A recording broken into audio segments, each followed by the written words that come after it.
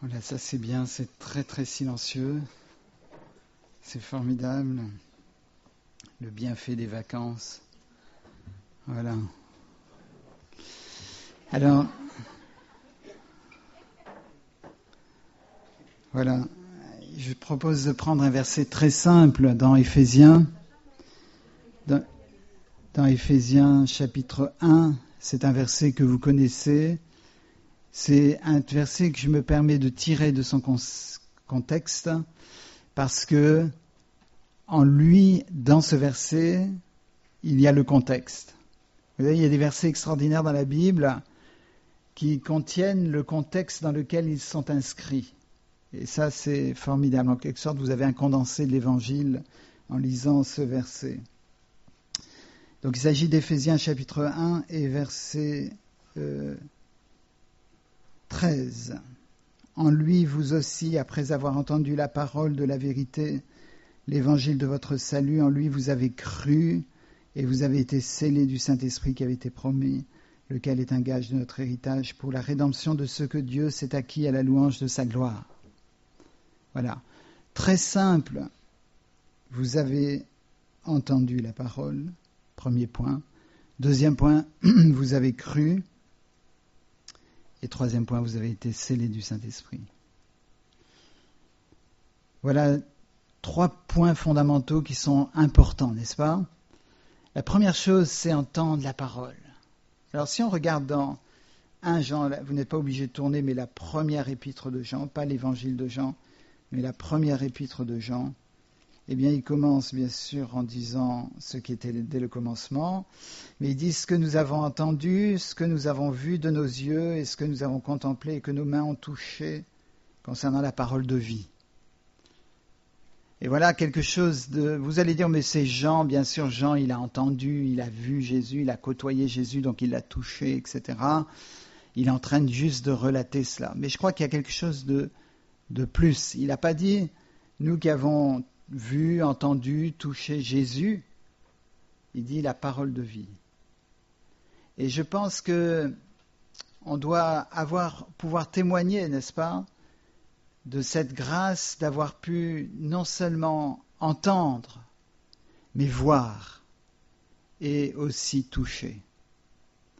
Vous savez, si on avait le témoignage de cette femme qui a touché le vêtement de Jésus, eh bien elle dirait, voilà, j'ai touché la parole de vie. Ce serait son témoignage. Pas besoin de longs discours, pas besoin de quelque chose de compliqué, elle dirait juste, voilà, moi c'est ce que j'ai vécu, j'ai touché la parole de vie. Je l'ai entendu après. Et je l'ai vu. Son témoignage, c'est ça. Est-ce que nous avons le même témoignage ? On va dire, oui, le Seigneur m'a touché. Non, il n'est pas question là, est-ce que le Seigneur t'a touché ? C'est est-ce que tu as touché le Seigneur ? Est-ce que tu as vu le Seigneur ? Est-ce que tu as entendu le Seigneur ? Alors vous allez dire, entendre, je veux bien. Voir, c'est plus difficile à comprendre. Et toucher, c'est incompréhensible. Mais s'il y a quelque chose qui va ensemble, il y a les 3 qui vont ensemble, n'est-ce pas ? Quand on touche le Seigneur, on est transformé. C'est ce que cette femme a vécu.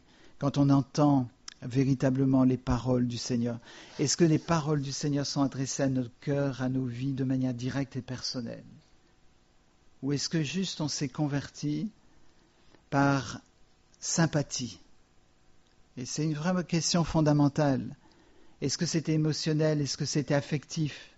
Est-ce que c'était juste par sympathie ? Ou est-ce qu'il y a quelque chose qui a touché notre cœur, qui a travaillé notre cœur, qui a fait qu'on a touché nous-mêmes le Seigneur, qu'on a entendu sa parole et qu'on a vu la parole de vie ? J'aimerais qu'on considère un passage que vous pouvez lire chez vous, qui est dans Ézéchiel chapitre 37, un merveilleux passage, qui va faire état du fait d'entendre la voix du Seigneur. Et dans le chapitre 37 d'Ézéchiel, le prophète est amené en vision dans la vallée des ossements. C'est un passage qu'on connaît, qui est facile à comprendre, qu'on connaît, qu'on a déjà entendu, mais il faut le relire, n'est-ce pas ? Il est dans la vallée des ossements, et tout ce qu'il voit, ce sont des os, c'est desséché. Et le Seigneur lui pose une question. Et je voudrais dire ce matin qu'il pose la même question à chacun d'entre nous. Est-ce que ces os peuvent revivre ? Est-ce que vous croyez que le Seigneur peut intervenir dans la vie de quelqu'un qui est totalement mort spirituellement? Ou est-ce qu'on est dans une attitude qui consiste à dire, voilà, c'est quelqu'un qui a un profil chrétien ou qui est très touché par les choses spirituelles, donc ça risque à l'intéresser l'Évangile et il y a plus de chances que cette personne soit sauvée. Moi, je crois le contraire, souvent. Quand les gens disent « Est-ce que j'ai le droit de venir? Moi, je suis un pécheur, j'ai fait tout ce qui est contraire à la religion. » J'ai envie de dire à ces gens, eh bien, c'est justement vous qui êtes sollicités, c'est vous qui êtes appelés. Le Seigneur est tout-puissant et c'est des miracles qu'il fait. N'est-ce pas? Quand quelqu'un est bon depuis son enfance, qu'il n'a pas fait de mal, eh bien, quelquefois, il devient chrétien dans une sorte de continuité logique.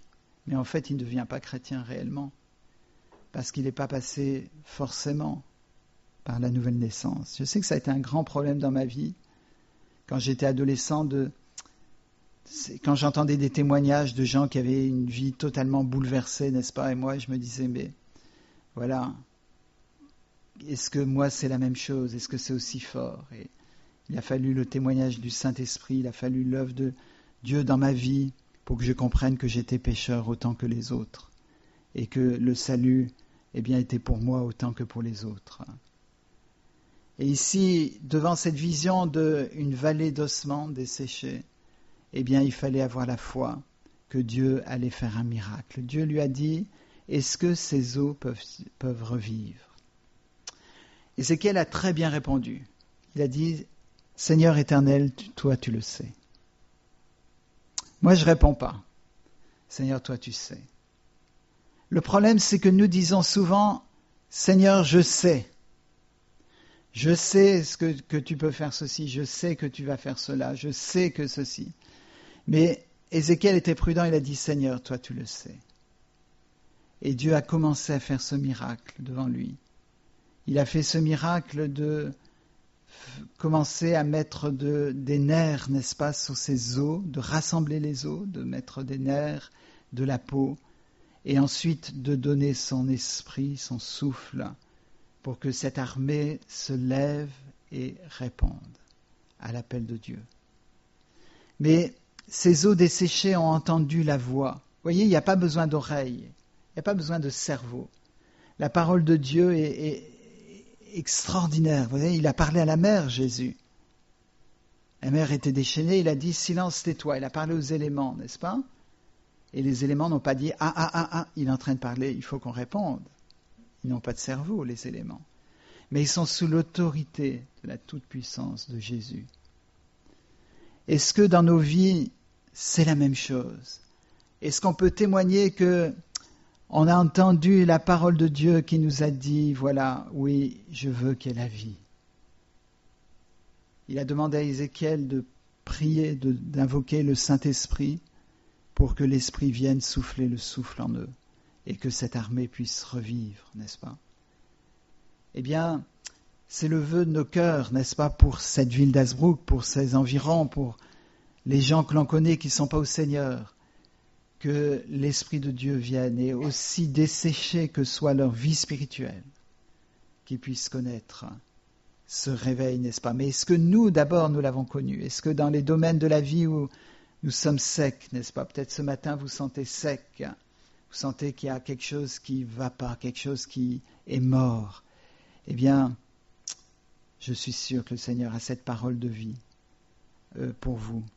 Et donc ça, c'est quelqu'un qui a entendu. Vous savez que Lazare, dans le tombeau, il a aussi entendu la voix du Seigneur. Il était mort, donc un mort ne peut pas entendre. Mais c'est ça qui est formidable, c'est que Dieu est le Dieu des miracles.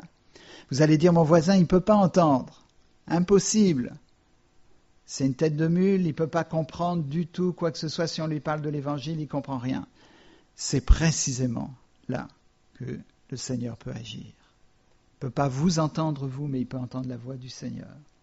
Et on veut cela. On voudrait que dans cette ville, il y ait des hommes et des femmes qui entendent la voix du Seigneur, qui sont à 1000 lieues de chercher Dieu peut-être, mais qui vont venir le week-end du 15-16 septembre dans cette salle. Peut-être pour se moquer, peut-être pour voir un rassemblement de fous. Vous savez qu'on est fous, il faut lire 1 Corinthiens chapitre 1, n'est-ce pas ?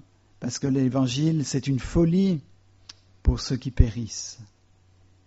Eh bien, s'ils viennent pour ça, c'est formidable. Je me rappelle le témoignage d'un gars qui était allé dans une convention chrétienne pour semer la panique. Il voulait créer des histoires et perturber tout le rassemblement. Et finalement, c'est lui qui a été perturbé. Et le rassemblement s'est très bien passé, merci. Et c'est lui qui s'est converti. Il a été perturbé à l'intérieur. Il y a d'autres témoignages comme ça, même de gens qui avaient décidé des actes terroristes contre des rassemblements chrétiens dans certains pays, qui ont été les premiers à répondre à l'appel de Dieu. Parce que la voix de Dieu, parce que l'appel de Jésus, la parole de Jésus est toute puissante. Il y a, si vous lisez Ephésiens chapitre 1 complètement, vous voyez que la plénitude, la puissance de Dieu, il est dit qu'il est au-dessus de toute autorité, de toute domination, de tout pouvoir, de toute puissance. Ça qui est bien, il est dit autorité, pouvoir et puissance. Comme ça, on met tout vraiment dedans, parce qu'il y a des gens qui discutent entre pouvoir et autorité, la différence. Mais là, pouvoir, autorité et puissance, il est au-dessus de tout. Il est la tête de l'Église. Et ce n'est pas parce qu'un système est fort, parce qu'une idéologie est forte dans la tête de quelqu'un, que Dieu ne peut pas renverser les murailles. Et on va prier pour ça, n'est-ce pas ?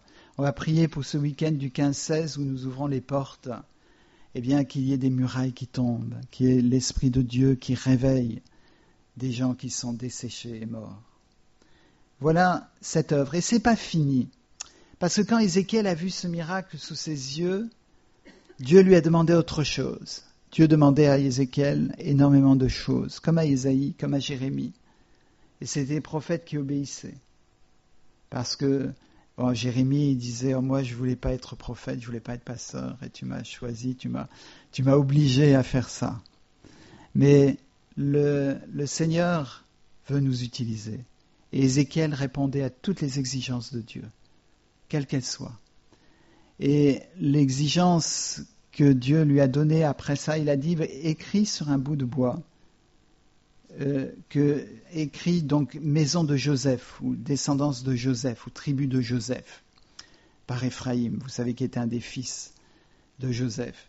Et sur l'autre bois, tu vas mettre maison de Juda et tu vas rassembler les deux en un seul tas dans ta main. Tu vas prendre les deux morceaux de bois et tu vas les mettre dans ta main.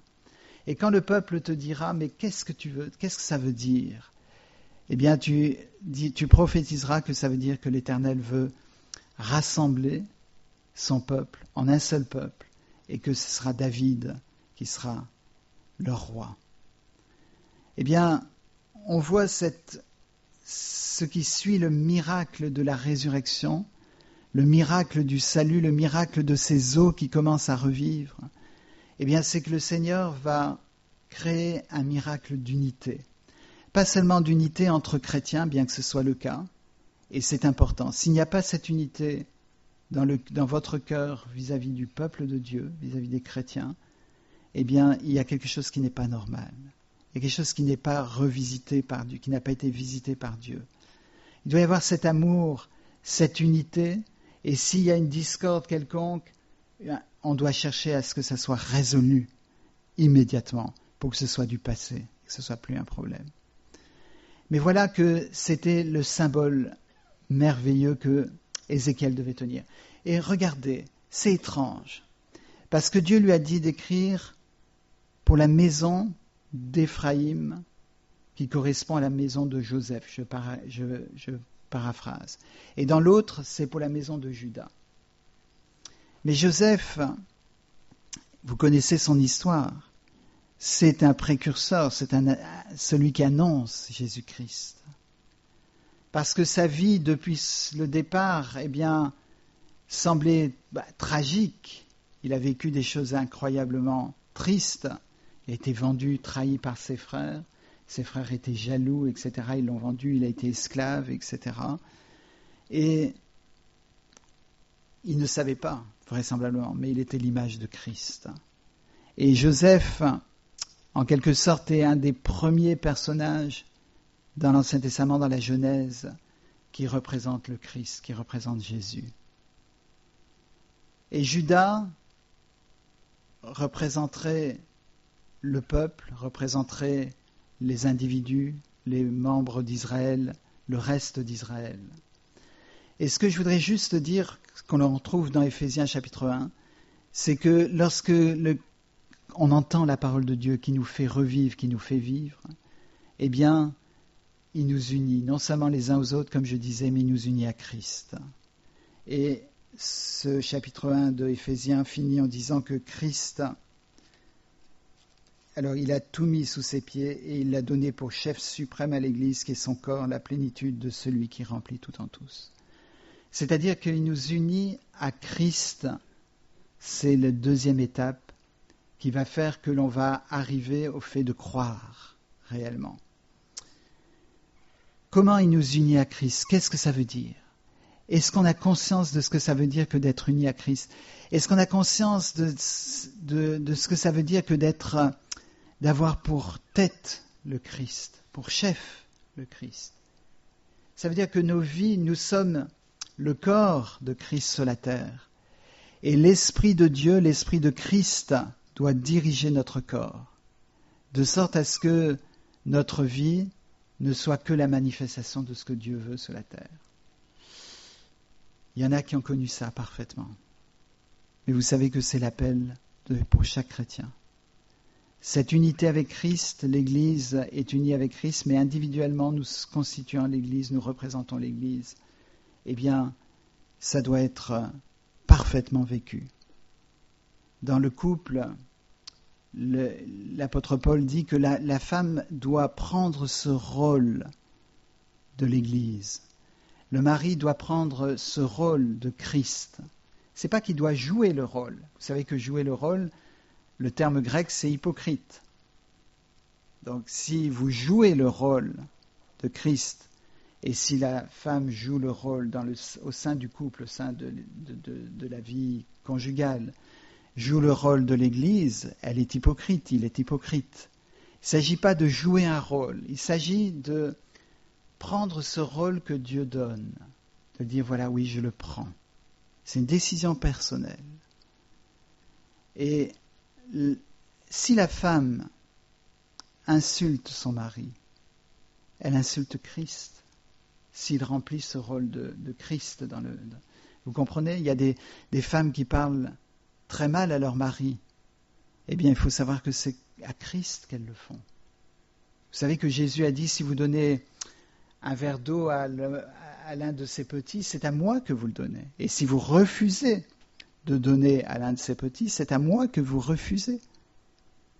Ce que l'on fait vis-à-vis des autres, ce que l'on refuse, ce que l'on dit, si vous insultez un frère, une sœur dans l'Église, vous insultez Christ. Vous allez dire, jamais j'ai insulté Christ. Jésus a dit, les gens diront, mais quand avons-nous vu ayant soif, etc., ayant eu faim? Et le Seigneur dit, c'est à chaque fois que vous avez fait ça à l'un de ses plus petits. Quand le mari maltraite sa femme, quand le mari n'a pas d'égard, de douceur, ne représente pas Christ vis-à-vis de ça, il insulte Christ.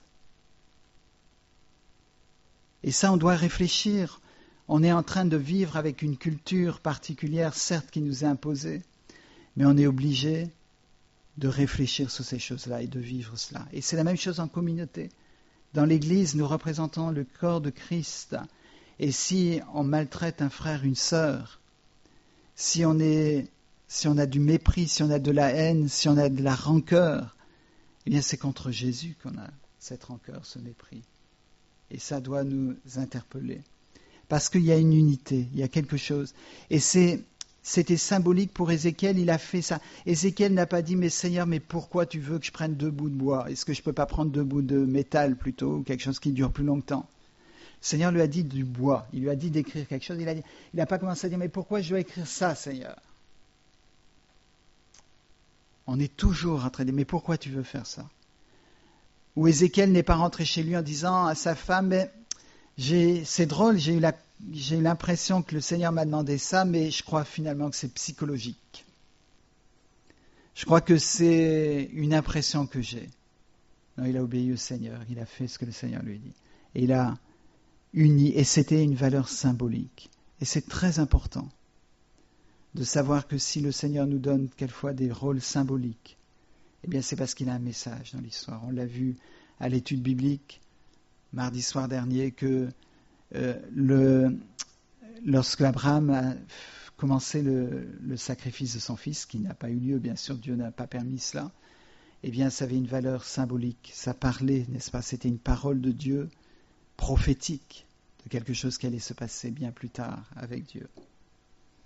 Et donc cette unité entre Christ, entre la tête et l'Église, entre Joseph et le reste du peuple, eh bien, ça peut être pris comme une image, comme une allégorie de cette unité qui existerait par le Saint-Esprit lorsque quelqu'un a reçu vraiment la nouvelle naissance, lorsqu'il a entendu la voix du Seigneur. Vous voyez, il n'est pas question ici de croire puis entendre. Il est question d'entendre d'abord, comme il a été dit ce matin. Et dans Romains 10, vous connaissez cette parole, la foi vient de ce qu'on entend et ce qu'on entend vient de la parole de Dieu.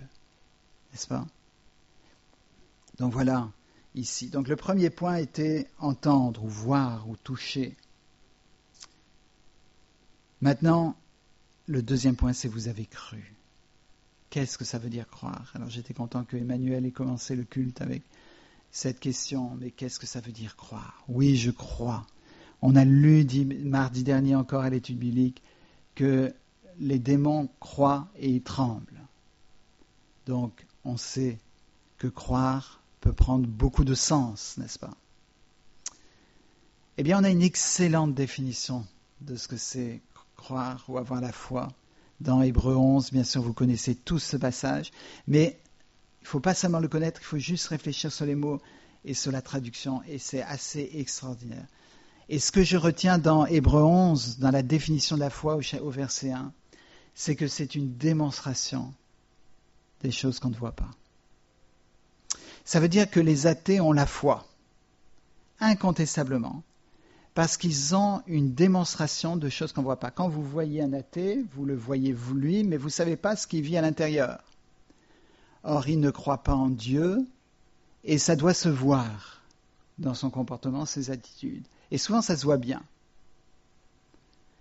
Ce que Dieu apprécie, c'est la cohérence, c'est la vérité. C'est qu'il y a cohérence entre ce qui est dit de la part de l'athée et ce qui est vécu, ce qui est manifesté. Le chrétien dit « moi j'ai la foi ». Et la foi, c'est la démonstration des choses qu'on ne voit pas. Ça veut dire j'ai Dieu en moi, j'ai Jésus-Christ qui est dans ma vie. Ça ne se voit pas. C'est pas, je ne peux pas voir, parce que c'est allégorique aussi de dire en soi, etc. C'est quelque chose qu'on ne comprend pas. Je ne devrais pas dire allégorique, c'est quelque chose qu'on ne comprend pas. Nous, on voit ce qui est matière, n'est-ce pas, ce qui reflète la lumière. Eh bien, je ne peux pas voir Christ à l'intérieur de vos vies. Mais ça doit se voir dans vos comportements et vos attitudes. Et c'est ça la foi. Si vous avez la foi, vous avez la démonstration des choses qu'on ne voit pas.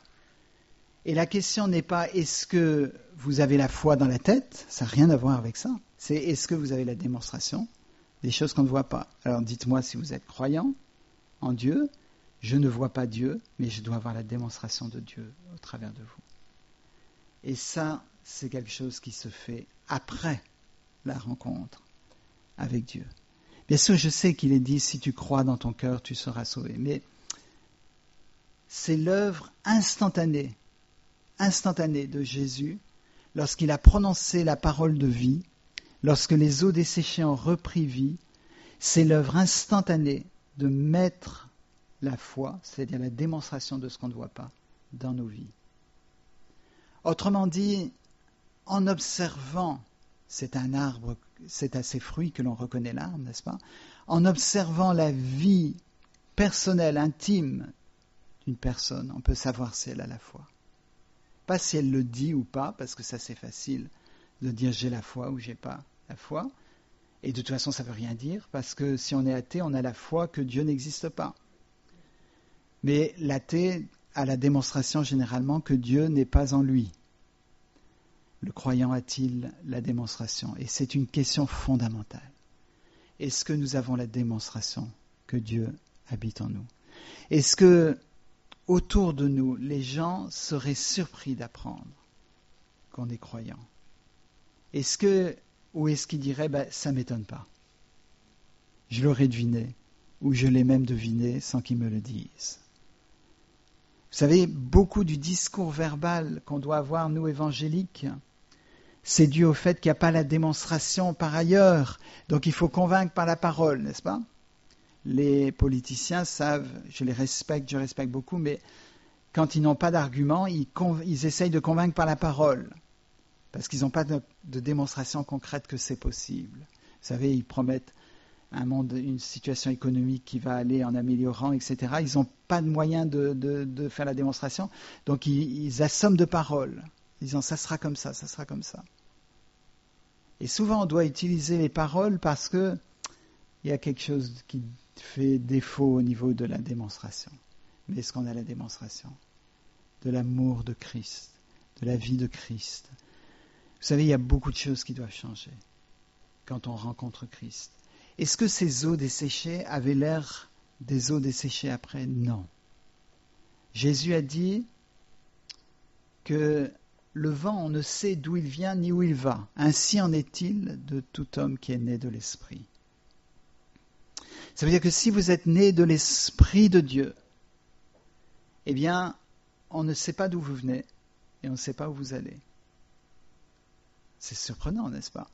Mais ça veut dire que quand on voit la personne, on devrait dire, mais c'est quelqu'un qui vient du ciel. Non, je ne viens pas du ciel. Je suis né dans les bas-fonds de telle ville, ou je suis né dans telle ville, etc. J'ai grandi en étant pécheur, et un jour j'ai été sauvé. Mais on ne peut pas le voir, n'est-ce pas? Les gens qui ne sont pas transformés par l'Esprit de Dieu, généralement on arrive à deviner assez facilement d'où ils viennent et où ils vont. Mais avec l'Esprit de Dieu, il y a quelque chose qui est transformé, qui est radical. De sorte à ce qu'en voyant la personne maintenant, on peut dire, mais c'est pas possible qu'elle était comme ça avant. Je ne peux pas croire. Donc, si vous aviez, je ne sais pas, problème dans un domaine quelconque de votre vie, et que maintenant vous ne l'avez plus, eh bien, si vous dites à une personne, voilà, j'étais comme ça avant, on va dire, non, c'est pas vrai. Je ne peux pas croire. Ça, c'est bon signe. Mais le problème, c'est que nous, souvent, on est en train de dire, j'ai toujours été comme ça. Mes parents ont été comme ça, mes grands-parents ont été comme ça. Au lieu d'avoir la démonstration, la foi, qui est la démonstration des choses qu'on ne voit pas. Oui, l'Esprit de Dieu va mettre la foi dans nos cœurs. Une fois que nous avons entendu, ou vu, ou touché la parole de vie. Il met la foi dans nos cœurs, dans nos vies, la démonstration. Et c'est quelque chose qui parle aux autres. En fait, c'est ça qui parle aux autres. Si on faisait une étude, ça serait très intéressant de savoir ce qui a touché les gens et qui les a poussés à la repentance. Je crois que dans bien des cas, ce ne sont pas des paroles qui ont été prononcées, ce n'est pas un discours qui a été fait, c'est de voir la vie des hommes et des femmes qui témoignaient de cela, n'est-ce pas? Donc voilà, c'est vous avez cru, donc vous avez entendu, vous avez cru, et vous avez été scellés du Saint-Esprit qui avait été promis, lequel est un gage de notre héritage. Alors, quelquefois c'est mal traduit ça, parce que j'ai regardé dans le grec, je ne parle pas le grec du tout, mais on est avec Internet, on a tellement d'avantages. Alors c'est grec et anglais, donc en dessous il y a la traduction littérale en anglais, donc c'est pas du bon anglais, mais c'est traduit mot par mot du grec, ça nous permet d'avoir le sens.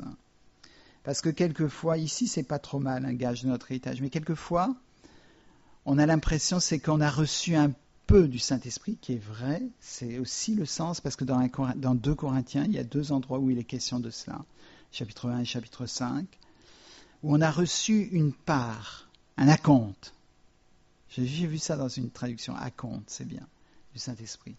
Et qu'on va recevoir la plénitude du Saint-Esprit après la mort, c'est-à-dire dans le ciel, n'est-ce pas? Il y a probablement cette vérité. Mais cette vérité peut nous dire, voilà, on a reçu un peu du Saint-Esprit. Et on va recevoir totalement après la mort dans le ciel. Et donc on vit avec un peu du Saint-Esprit sur la terre. Mais avec le Seigneur, je ne connais pas beaucoup de un peu. C'est pas le genre du Seigneur. Vous savez, quand il a fait la distribution des pains, la multiplication des pains et des poissons, il n'a pas dit aux gens, il ne faut pas gaspiller, vous prenez une demi-tranche de pain et vous partagez avec votre voisin. Il a multiplié, je suis sûr qu'il y avait des gens qui étaient obèses dedans, il y en avait beaucoup moins que maintenant, on est d'accord. Le Seigneur les a mis au régime sain, d'accord, du poisson et du pain. D'accord ? Il y a des gens ici qui diraient, moi, j'aurais pas aimé, j'aurais préféré que ce soit des steaks frites ou quelque chose comme ça, mais en tout cas, c'était ça. Mais il y en avait autant qu'on voulait et il y avait des paniers remplis. Les 2 fois où il a fait le miracle, il y avait le panier rempli. Le Seigneur est le Dieu de l'abondance, il remplit. Et dans ce chapitre et dans d'autres endroits des écrits de l'apôtre Paul, il est question de la plénitude de Dieu. Il nous fait rentrer dans toute la plénitude. Il nous donne la plénitude du Saint-Esprit. Ce qui caractérise le fait de ne pas avoir l'Esprit de Dieu, c'est le manque. La plupart des problèmes sont liés au manque. La drogue entraîne le manque, n'est-ce pas? Ça entraîne un déséquilibre au niveau biologique, au niveau biochimique du cerveau, qui suscite le manque. C'est pour ça que les personnes sont obligées de retourner vers la drogue. L'alcoolisme fait la même chose, le tabac fait la même chose. Toutes les dépendances sont basées sur le manque. Et le Seigneur ne donne pas de manque, il donne la plénitude. Il remplit. N'est-ce pas? Le psalmiste du psaume qu'on connaît bien, le psaume 23, nous dit « L'Éternel est mon berger, je ne manquerai de rien. » Je ne manquerai de rien, je ne serai jamais en manque de quelque chose. Et ce qui caractérise l'époque du XXIe siècle en Occident, c'est le manque. Le manque d'affection. Ça concerne une immense majorité de gens ici et autour de nous. Le manque d'affection. Et la souffrance qui est manifestée à cause de ça, soit parce que les parents n'ont pas donné l'affection qu'ils devaient, soit parce que la personne ne reçoit pas l'affection qu'elle devrait avoir, ça crée un manque. Et ce manque dirige nos vies, parce que le manque fait appel, n'est-ce pas? C'est extraordinaire, c'est un mécanisme automatique, c'est biologique. Si vous manquez quelque chose, si vous manquez du sucre dans le sang, il y a quelque chose qui vous dirige vers la nourriture sucrée. Les animaux, c'est comme ça, ils n'ont pas lu, ils n'ont pas Internet, ils ont un manque de quelque chose, ils vont le trouver, si c'est disponible dans la nature, ils vont le trouver. C'est extraordinaire. Le corps est téléguidé vers ce qu'il faut pour remplir ce manque. Si vous avez un manque, c'est normal. Si vous avez un manque, c'est normal que vous ayez des dépendances. Ce n'est pas la dépendance qu'il faut enlever, c'est le manque. Le problème, c'est qu'on cible sur la dépendance. On fait état de la dépendance. On est en train d'avoir des thérapies autour de la dépendance. On est en train de dire aux gens, voilà, il faut que vous parliez de votre dépendance. Mais c'est le manque qui est à l'origine de ça. Le manque d'affection entraîne beaucoup de comportements qui sont en recherche de l'affection, qui font qu'on recherche l'affection. Et le Seigneur est celui qui nous fait dire « je ne manquerai de rien ». Il nous donne. Le Seigneur donne. L'Esprit de Dieu donne. Il est là pour donner. N'est-ce pas? On n'est pas... Le verset qu'on connaît le mieux, c'est « car Dieu a tant aimé le monde qu'il a donné son Fils unique ». Parce qu'on aime, on donne. Il y a quelque chose de logique. Si on aime, on donne. Et on donne gratuitement, évidemment. Il a donné son Fils unique gratuitement, évidemment. Donc le Seigneur veut remplir les manques. Et le Saint-Esprit veut remplir les manques. Les gens disent non, c'est pas vrai. Il y a des luttes, il y a des manques, il y a des appels, il y a des dépendances toute la vie. Il faut juste lutter et tenir le coup jusqu'à la mort. Et si on a réussi, on est sauvé. C'est l'Ancien Testament. Ça, c'était dans l'Ancien Testament. L'Ancien Testament, il y avait les manques. Mais les manques ne devaient pas se manifester par des comportements qui étaient prohibés par Dieu. Dans le Nouveau Testament, il y a l'Esprit de Dieu qui est là à la disposition, de sorte à ce que nous ayons cette plénitude de la présence de Dieu, n'est-ce pas, dans nos vies. C'est ça le message.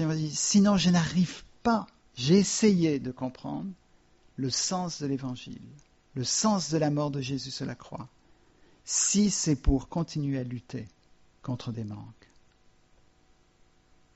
C'est l'Ancienne Alliance, où il fallait réparer les fois où on avait dévié.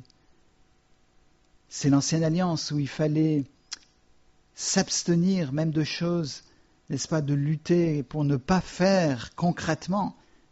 On pouvait avoir de la haine contre quelqu'un dans le cœur, mais il ne fallait surtout pas le frapper, parce que là, il y aurait un jugement, parce que c'était devenu visible.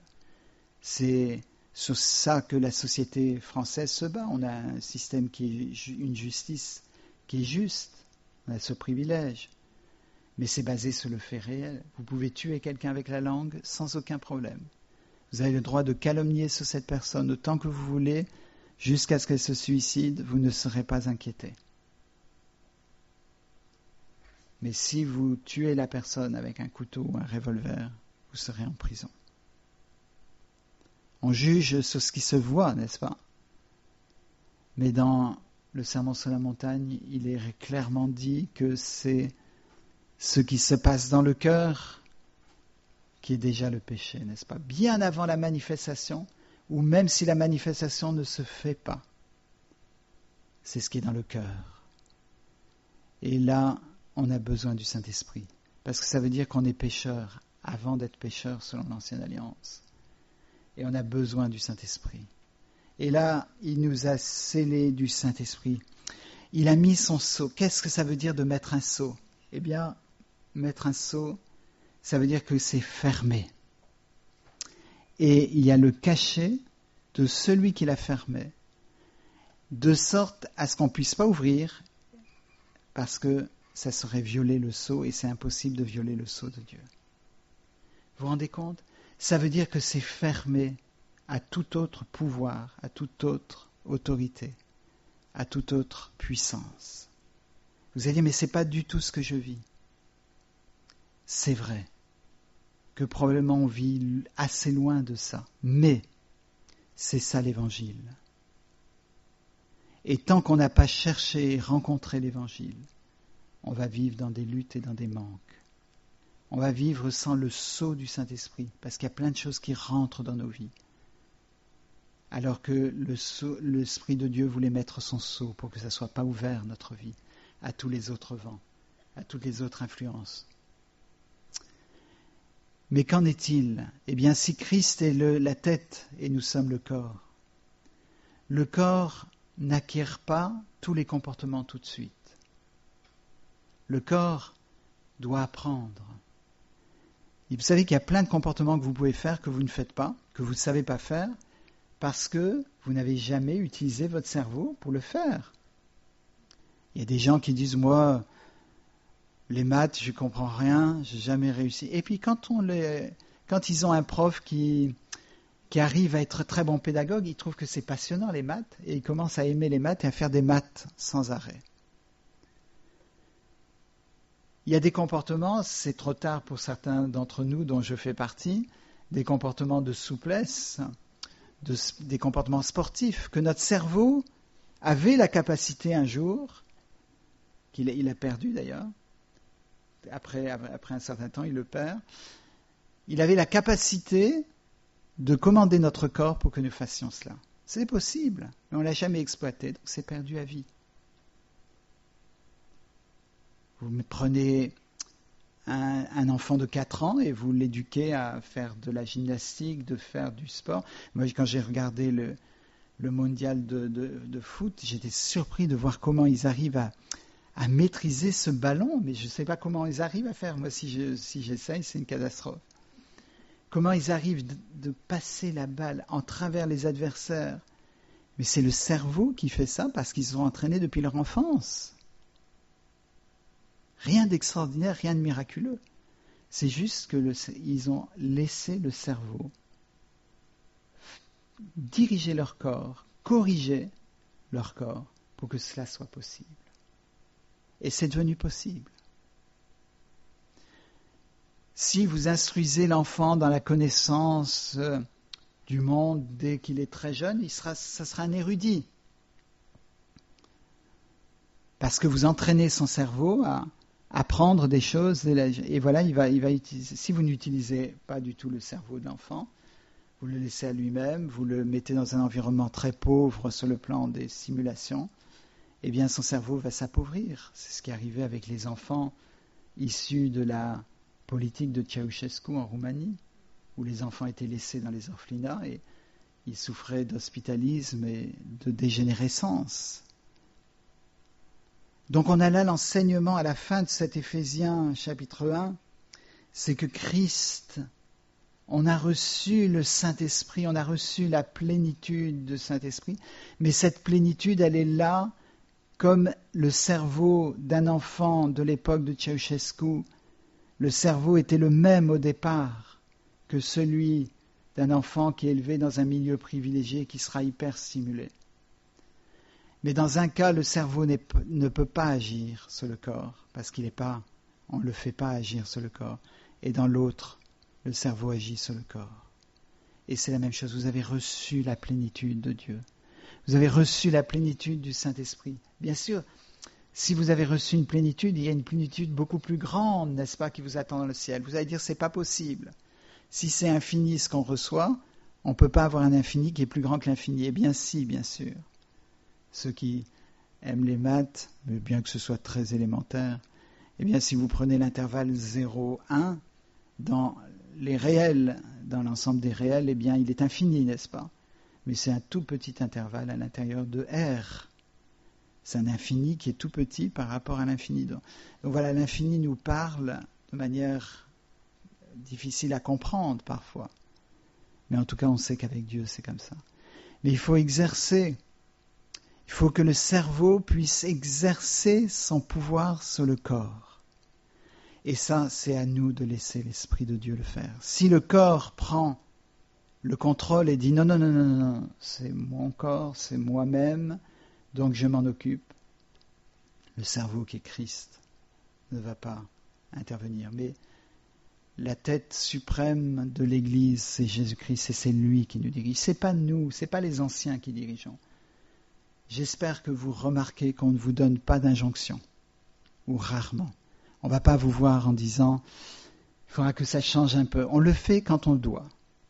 On le doit parfois, mais il y a très peu de gens ici qui peuvent dire qu'on est allé les voir et dire « il faut que ça change ». Bon, la question c'est que si nous on dit ça, on devient votre tête. On dirige votre corps. On n'est pas là pour ça. Vous savez, c'est terrible, parce que j'ai réfléchi à l'image du bon berger. La dernière fois, j'ai prêché sur le bon berger. J'ai réfléchi à l'image. J'ai dit, le bon berger, c'est Jésus. Les gens de l'église, c'est les moutons. Donc nous, on est les chiens, alors. Les chiens qui tournent autour des moutons, vous savez. Déjà, ça correspond bien aux anciens, parce qu'ils tournent en rond. Vous avez regardé les chiens de berger, ils tournent en rond tout le temps. Et en fait, c'est un peu ce qu'on a l'impression de faire parfois, tourner en rond. Mais en fait, c'est ça, c'est un rôle de superviseur, le rôle d'ancien. C'est pas un rôle de directeur. C'est pas un rôle de contrôleur. C'est un rôle de superviseur, c'est-à-dire, voilà, c'est celui qui est à la piscine, qui est le garde, le maître nageur, qui est sur un siège élevé, non pas pour être glorifié, mais parce qu'il voit mieux. Et qui doit intervenir dès qu'il y a quelqu'un qui a besoin, et dans la mesure où la personne ne s'expose pas, n'est-ce pas? Sinon, c'est pas lui qui peut intervenir forcément. Mais c'est le rôle du maître nageur. Et le chien du troupeau va autour, et quand il voit qu'il y en a une qui s'égare un petit peu, il dit rien, mais il fait le tour, comme ça, elle se rapproche. Voilà. Donc on est des chiens.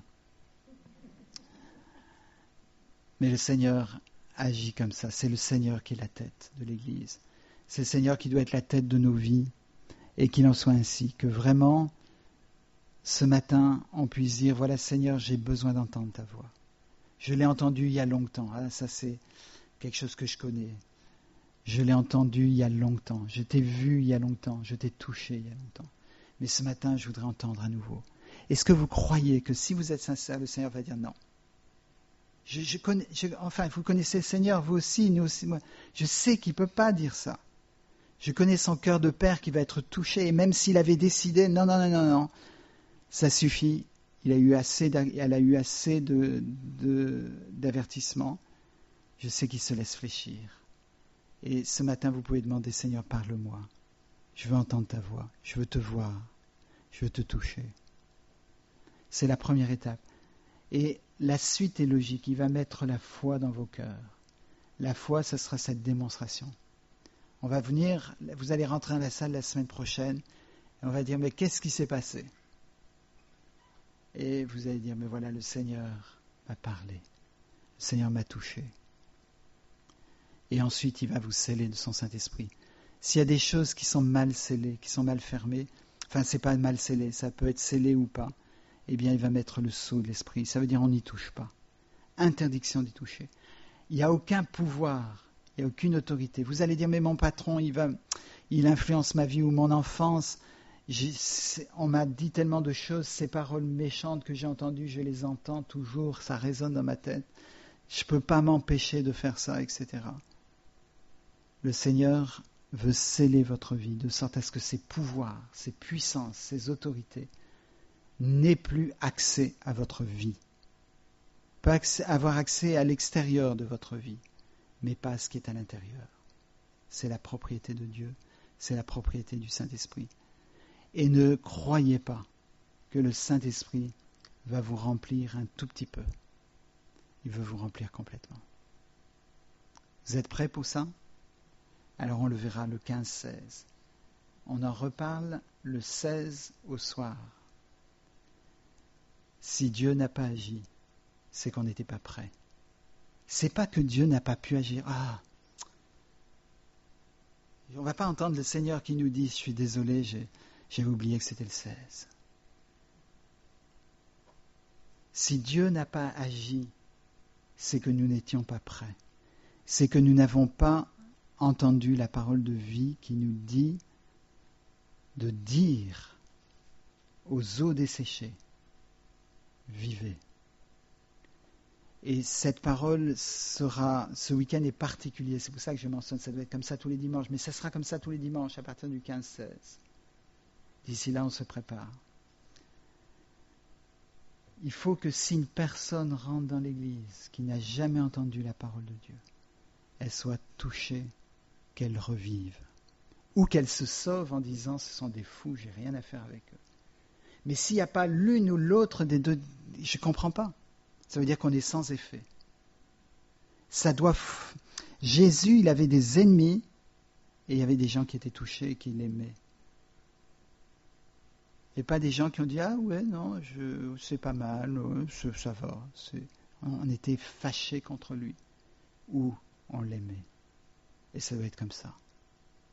Et que l'Esprit de Dieu soit là et on verra le 16 après-midi, le 16 au soir, on fera le bilan.